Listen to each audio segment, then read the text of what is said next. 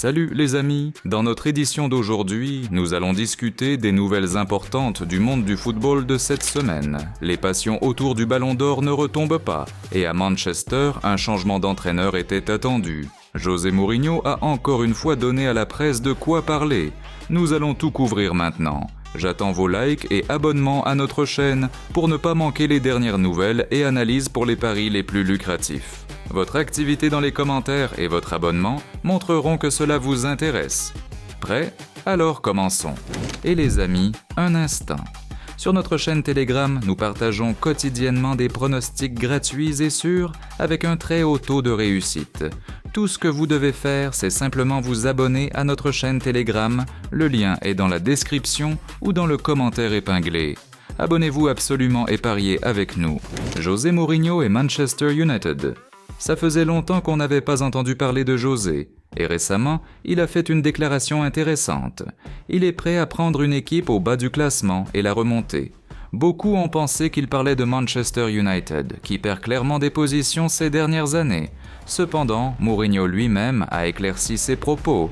C'était une blague, je n'irai jamais dans une équipe qui lutte pour sa survie. En ce moment, je vis une période pleine de bonheur. Mais avouons-le, il serait fascinant de le voir travailler dans un club sous pression. Je suis persuadé que José plaisantait simplement. C'est totalement son style. Utilisez mon code promotionnel NICEBALLS pour obtenir plus de 500% sur votre premier dépôt. Vous trouverez le lien et le code promotionnel sous cette vidéo.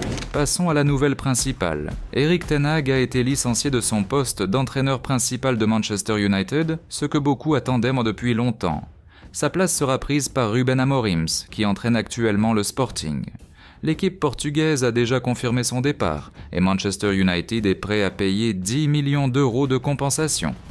Amorim a déclaré « Rien n'est décidé, je ne sais pas si c'est un match d'adieu ».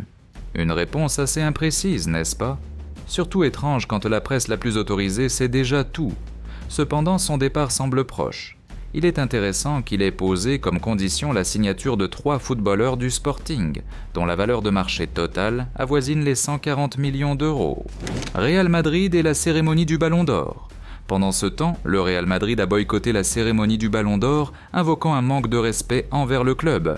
Sergio Agüero a commenté « Que tu aies gagné le prix ou non, il faut venir et montrer du respect à ses adversaires ». À Madrid, ils sont clairement déçus que Vinicius n'ait pas remporté le prix. Beaucoup s'y attendaient effectivement. Néanmoins, discuter de ce sujet ne fait qu'augmenter l'intérêt pour la cérémonie. Que pensez-vous de l'action du Real? Partagez vos réflexions dans les commentaires. Pensez-vous que Rodri méritait ce prix? Personnellement, je crois qu'il le méritait vraiment, et ses interceptions incroyables sur le terrain et ses succès à l'Euro ont été les principales raisons de sa victoire dans cette catégorie. Mais félicitations! C'était les principales nouvelles du football aujourd'hui. Si la vidéo vous a plu, mettez un like. Abonnez-vous à notre chaîne YouTube, où il y a toujours d'excellentes prévisions de paris.